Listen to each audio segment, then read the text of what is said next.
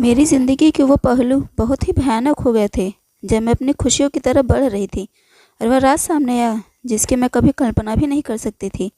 मेरे पति संजय बहुत बड़ी कंपनी के मालिक थे और बहुत ही ज़्यादा सीधे और सुलझे हुए इंसान। बस मैं ऊपर वाले से ही प्रार्थना करती हूँ कि भगवान करे ऐसे पति सबको मिले। मुझे बहुत समझते थे। हम दोनों एक दूसरे को बहुत ज़्यादा प्यार करते थे। हम दोनों एक दूसरे को पहले से जानते थे। हालांकि हमारी शादी भी बहुत अजीब हालत में हुई थी। मैं संजय को पसंद तो करती थी, पर संजय किसी और लड़की को प्यार करते थे। और जब संजय की उस लड़की से सगाई हो गई, तब शादी के 1 हफ्ते पहले ही वह लड़की संजय जी को धोखा देकर किसी और के साथ भाग गई। संजय जी बिल्कुल टूट चुके थे। मैं संजय जी के बुआ के घर से थी, इसलिए मैं संजय जी को अच्छे से जानती थी। मन ही मन में बहुत प्यार करती थी, पर मैं उनसे कभी कह नहीं पाई क्योंकि हम लोग थोड़े गरीब थे और संजय जी बहुत बड़े आदमी थे। यह सुनकर मुझे दुख तो हुआ, पर मैं क्या ही कर सकती थी। संजय जी कुछ दिनों में सब कुछ भूलकर अपने काम में लग गए थे और ज़िंदगी भर शादी न करने का वादा कर लिए थे। पर बुआ जी ने संजय के मम्मी पापा से मेरे लिए बात की। वो लोग बोले कि संजय को मनाना पड़ेगा क्योंकि वह शादी के लिए तैयार ही नहीं है। उसका लड़कियों पर से विश्वास उठ चुका है। तब मेरी चाची जी को संजय जी की बुआ लगती हैं। उन्होंने कहा कि देखो संजना, तुम्हें संजय को विश्वास में लेना होगा क्योंकि वह लड़कियों से बहुत नफरत करता है। एक लड़की ने धोखा दिया, पर सारी लड़कियों को वह गलत ही समझता है। मुझे डर तो लगता था, पर मैंने संजय जी के कंपनी में ही नौकरी के लिए अप्लाई कर दिया। क्योंकि मैं उनके रिश्तेदार के घर की लड़की थी, इसलिए मुझे नौकरी आसानी से मिल गई। मैं संजय जी से बात नहीं करती थी, पर अपना टाइम से काम करती थी और कभी भी मैं छुट्टी नहीं लेती थी। मेरी आदत थी लोगों की हेल्प करना, अपना काम पूरी ईमानदारी से करना, जिसकी वजह से संजय जी का ध्यान थोड़ा थोड़ा मुझ पर खिंचा। फिर धीरे धीरे हम लोगों में दोस्ती हो गई और फिर जाकर संजय जी को शादी के लिए मैंने कहा। पर संजय जी का विश्वास उठ चुका था। उन्होंने बोला कि देखो संजना, दोस्ती तक तो ठीक है, पर मैं शादी नहीं कर सकता। मैंने उनको अपने विश्वास में लिया और कई कस्में खाई कि हर लड़की वैसी नहीं होती। उनके माँ बाप ने भी उनको बहुत समझाया। मेरी चाची जी भी उनको बहुत समझाई कि संजना ऐसी वैसी लड़की नहीं है। संजय, तुम कब तक अकेले रहोगे। बहुत समझाने पर किसी तरह संजय जी मान गए और फिर हम लोगों की शादी हो गई। संजय जी को कहीं ना कहीं यह भी डर लगा था कि कहीं ऐसा न हो कि शादी के दिन मैं भाग जाऊं, इसलिए वह शादी में अच्छे से रेडी भी नहीं हो रहे थे। पर मेरा विश्वास जीत गया, मेरा प्यार जीत गया। उनके डर की हार हुई। हमारी शादी बहुत अच्छे से हो गई। मैं ससुराल पहुंची तो वहाँ के घर परिवार वाले बहुत अच्छे थे। मैं संजय जी को बहुत प्यार करती थी, उनकी बहुत इज्जत करती थी। शुरू में तो संजय जी मुझे अपने दोस्त की तरह ही मान रहे थे। 2 सालों तक हमारा ऐसे ही रिश्ता चला। उसके बाद संजय जी धीरे धीरे मुझे अपनी पत्नी के रूप में स्वीकार करने लगे। मैं अभी भी जॉब करती थी। संजय जी का आधा काम मैं ही करती थी, जिससे कि उन्हें बहुत ज़्यादा प्रेशर ना हो। हमारी शादी को 2 साल हो गए थे और अब मैं प्रेग्नेंट हो गई। संजय जी बहुत खुश है और मम्मी पापा की खुशी का तो ठिकाना ही नहीं रहा, क्योंकि जब संजय जी की पहली शादी टूटी थी तो मम्मी जी और पापा जी शादी की आशा छोड़ ही दिए थे। मम्मी जी मेरा बहुत ध्यान रखती थी। संजय जी टाइम से जाना, टाइम से आना, मुझे अकेले नहीं छोड़ना चाहते थे। इसलिए मैं खुद को बहुत भाग्यशाली मानती थी कि मेरे पति जैसा पति भगवान करे सबको मिले। आज भी संजय जी मेरा बहुत ध्यान रखते हैं। 9 महीने बाद मुझे भगवान ने एक प्यारा सा लड़का और एक लड़की, क्योंकि मेरे 2 जुड़वा बच्चे हुए थे और दोनों ही स्वस्थ थे। पूरे परिवार में सब लोग बहुत खुश थे। एक दिन दोनों बच्चों का नामकरण हो रहा था, इसीलिए हम लोग पूजा के लिए बैठे थे। पूजा खत्म होने ही वाली थी और आरती भी हो गई थी। सबको प्रसाद देना बस बचा था। इतने में एक औरत दरवाजे के पास आई और ज़ोर ज़ोर से चिल्लाने लगी कि तुम सब लोग बर्बाद हो जाओगे, तुम लोग कभी सुखी नहीं रहोगे, तुम लोग बहुत तड़पोगे। ये देखकर ससुर जी मम्मी जी को देखने लगे और मम्मी जी ऐसे जैसे एकदम सन्न रह गई और सिर्फ उस औरत को देखे जा रही थी। ये देखकर मुझे तो बिल्कुल कुछ समझ नहीं आ रहा था कि आखिर में अधेड़ औरत है कौन। मैंने तुरंत कहा, संजय जी ये कौन है। संजय जी असमंजस में थे और बोले कि मुझे भी नहीं पता।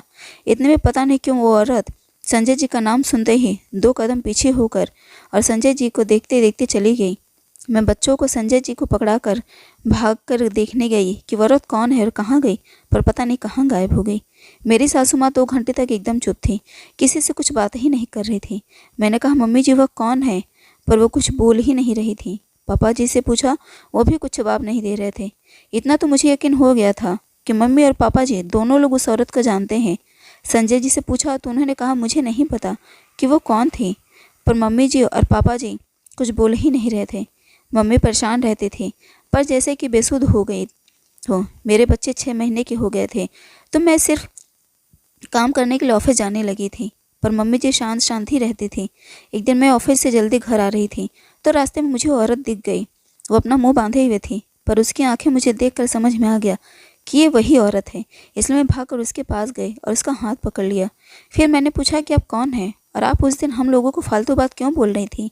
आप हम लोगों को जानती हैं क्या, या हम लोग आपको जानते हैं? तो उस औरत ने अपना पूरा मुंह खोल दिया और कहने लगी, बेटी क्या तुम संजय जी की पत्नी हो? मैंने कहा जी। फिर बोली कि तुम्हारे गोद में जो 2 बच्चे हैं वह किसके थे? मैंने कहा मेरे ही 2 जुड़वा बच्चे हैं, एक लड़का और एक लड़की। पर आप ये सब क्यों पूछ रही हैं, और आप संजय जी को कैसे जानती हैं? तो कहने लगी कि बेटी तुम संजय का अच्छे से ध्यान रखना और बच्चों का भी। मैंने कहा पर आप बताइए तो आप कौन हैं? मम्मी और पापा जी भी कुछ नहीं बताते। तो कहने लगी, बिटिया मैंने उस दिन जो कुछ भी कहा था उसके लिए मुझे माफ़ कर दो, और मैं ऊपर वाले से प्रार्थना करती हूँ कि उस घर पर सारी खुशियाँ ही खुशियाँ बरसे। तुम लोग कभी परेशान मत हो, बस संजय का बहुत अच्छे से ध्यान रखना। मैंने कहा ठीक है, पर आप बताइए तो आप कौन हैं? इतने में मेरे सर पर हाथ रखते हुए सदा सौभाग्यवती भव कहकर आगे चली गई। मैंने बहुत रोकने की कोशिश की, पर वो रुकी नहीं और एक गाड़ी में बैठी और चली गई। उस समय मैं अपने घर आई और सासू माँ को पूछने लगी तो मम्मी जी तुरंत मेरा हाथ पकड़ कहने लगी कि क्या वो कहाँ मिली, मुझे उनके पास ले चलो। मैंने कहा मम्मी जी वो हाथ छुड़ाकर एक ऑटो में बैठी और चली गई। मैंने उन्हें बहुत रोकने की कोशिश की और बहुत पूछा, पर वो कुछ नहीं बताई। अब बताइए तो वह कौन है? मम्मी जी रोने लगी और ससुर जी कहने लगे कि उनके बारे में जानकर क्या करोगे, जैसे चल रहा है सब चलने दो। मेरी मम्मी जी लगातार रोए जा रही थी। मैंने पापा जी के सामने बोलना ठीक नहीं समझा, इसलिए फिर जब पापा बाहर चले गए तो मम्मी को कसम देते हुए पूछा कि बताइए कौन है और आप रो क्यों रही हैं? तो वह कहने लगी कि संजना बेटी वो कोई और नहीं बल्कि मेरी बड़ी बहन प्रियंका है। मैं चौंक गई। मैंने कहा आपकी बड़ी बहन, लेकिन वह ऐसी हालत में कैसे हैं?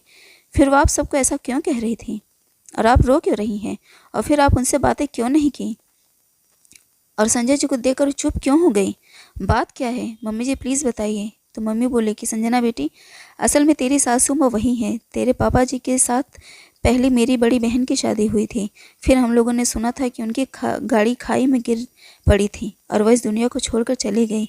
उस समय संजय बहुत छोटा था, तो तेरी ससुर जी किसी और से शादी नहीं करना चाहते थे, क्योंकि उन्हें डर था कि कोई संजय का अच्छे से ध्यान रखेगा या नहीं। इसलिए घर वालों ने मेरी शादी तेरे ससुर जी से कर दी, और जब मैं आई तो संजय का ध्यान रखने के लिए मैंने दूसरा बच्चा नहीं किया, जिससे कि संजय की अच्छे से देखभाल हो सके।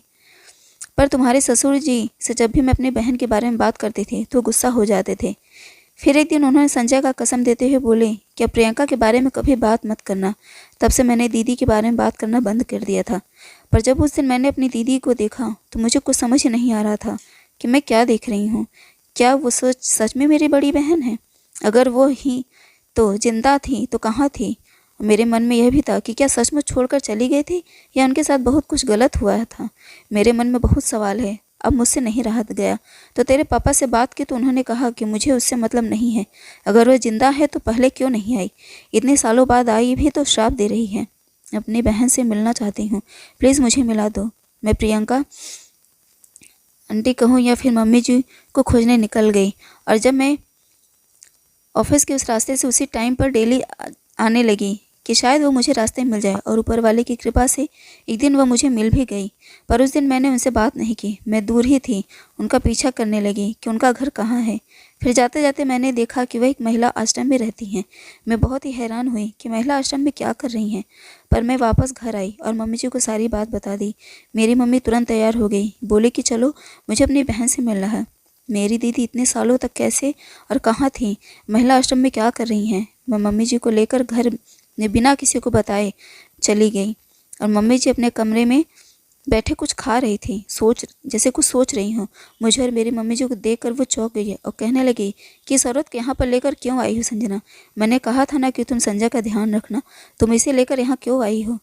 मेरी मम्मी जी जाकर अपनी बड़ी बहन का पैर पकड़कर रोने लगी कि दीदू तुम कहाँ चली गई थी? हम लोगों ने बहुत खोजा पर आप नहीं मिली। आपको अपने बेटे का भी ध्यान नहीं आया, और अगर आप जिंदा थी तो वापस क्यों नहीं आई?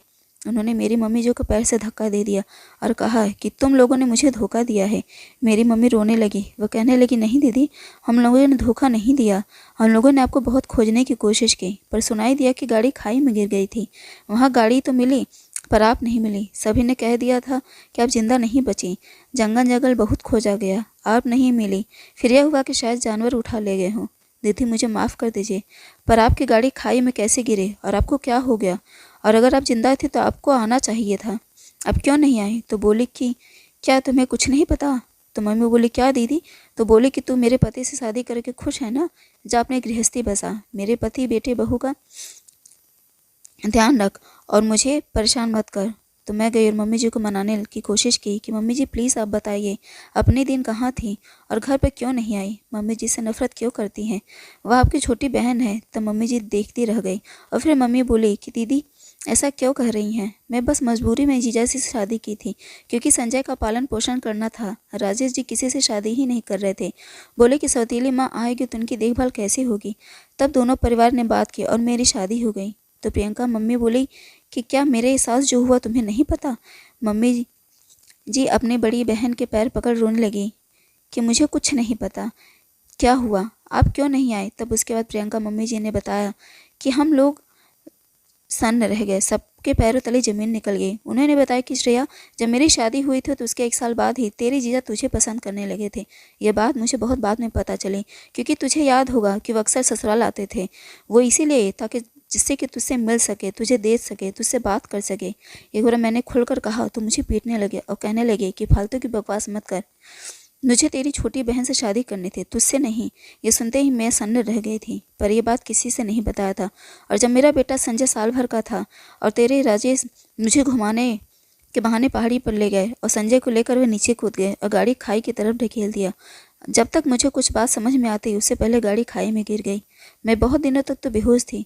जब मेरी आँख खुली तो मैं एकदम अस्पताल में थी और वहाँ कुछ गरीब दंपति थे, उन लोगों ने मुझे बचा लिया था। पर खाई में गिरने की वजह से मुझे बहुत चोट आई थी और मेरी याददाश्त चली गई थी। मैं सब कुछ भूल चुकी थी कि मेरी शादी हुई है। उन लोगों ने मुझे यहाँ आश्रम में भेज दिया क्योंकि वो लोग बहुत गरीब थे, तो मैंने ही उनसे कहा था। फिर मैं भटकते भटकते शहर में आ गई और जब उस दिन मैंने रास्ते में अपने पति को देखा तो मुझे सब कुछ याद आ गया और बहुत गुस्सा आया।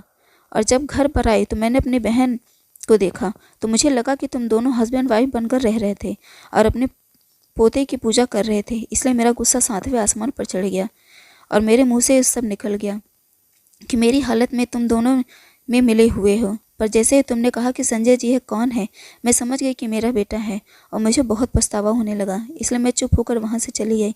मुझे माफ़ कर दो, तुम लोग, मेरा पति कैसा भी हो, पर मेरे बेटे को तुम लोगों ने अच्छे से रखा, इतना ही। इतनी अच्छी वाइफ मिली, वह बाल बच्चे वाला हो गया है। मुझे अब इसके अलावा कुछ नहीं चाहिए। मेरी आधी ज़िंदगी बीत गई है, जो बचा इसी आश्रम में सब की सेवा करते हुए बिता दूंगी। मेरी छोटी सासू माँ यह सब सुनकर रोने लगी और कहने लगी, दीदी आप याददाश्त वापस आई तो आपको आना चाहिए था। तब मैंने कहा कि मम्मी जी, छोटी सासू माँ जी ने संजय के लिए अपना दूसरा बच्चा नहीं किया जिसकी वजह से उनकी अच्छे से देखभाल हो सके। बड़ी सासू माँ की आंखों में आंसू आ गए। वो अपनी छोटी बहन को गले लगाकर रोने लगी। वो बोले कि एक आदमी ने हम दोनों की ज़िंदगी बर्बाद कर दी। खैर छोड़ो, और अब मैं जैसे भी हूँ ठीक हूँ और मैंने राजेश को भी माफ़ कर दिया है, क्योंकि छोटी सासू माँ बोली कि मैं कभी माफ़ नहीं कर पाऊँगी। मम्मी जी को ज़बरदस्ती साथ में लेकर घर आ गई और मेरे ससुर जी को बहुत सुनाया। ससुर जी की ऐसी कहानी सुनकर संजय जी हैरान थे कि उनके पापा ऐसा कैसे कर सकते हैं, इतने गिरे हुए इंसान कैसे हो सकते हैं। संजय जी अपने पापा से कुछ बोल नहीं पा रहे थे, पर आज भी वो पापा जी को नफरत करते हैं, नफरत भरी निगाहों से देखते हैं। मेरी बड़ी सासू माँ उनको माफ़ कर दी हैं। मेरी छोटी मम्मी जी बोली कि आप यहीं पर रहिए, हम लोगों के साथ पर बड़ी सासू माँ कहने लगी कि शांति से तुम लोग रहो, अपना जीवन बिताओ। मेरा जो भी जीवन बचा है आश्रम में ही बिता दूंगी। बस तुम लोग सुखी रहो, खुश रहो, और मेरी यही कामना है। घर छोड़कर चली गई। संजय जी ने बहुत मनाए पर वह नहीं मानी। वह कहने लगी कि तुम लोग मुझसे मिलते रहना, जिससे कि अपने नाती पोते का मुँह देख सकूँ। ससुर जी सब कोई बात नहीं करता। छोटी सासू माँ नफरत करने लगी, संजय जी को कभी देखते ही नहीं। पर मैंने सबसे कहा कि बात यहीं पर बंद हो जाना चाहिए, क्योंकि अगर बच्चे बड़े होंगे तो ये सब सुनकर उन पर गलत असर पड़ेगा। ससुर जी दिन रात अपने कमरे में बैठे रहते हैं, वह बहुत कम बाहर जाते हैं। अब उनसे जल्दी कोई बात नहीं करना चाहता, क्योंकि उन्हें बहुत गलत काम किया था। भगवान न करे किसी को ऐसा पति मिले। दोस्तों, तो यह थी मेरी कहानी। ये कहानी आपको कैसी लगी प्लीज़ कमेंट करके बताइएगा, और इस वीडियो को एक लाइक ज़रूर कर दीजिएगा, और साथ ही साथ चैनल को भी सब्सक्राइब कर दीजिएगा। फिर मिलते हैं अगले कहानी में, तब तक के लिए यह वीडियो देखने के लिए आप सबका बहुत बहुत धन्यवाद।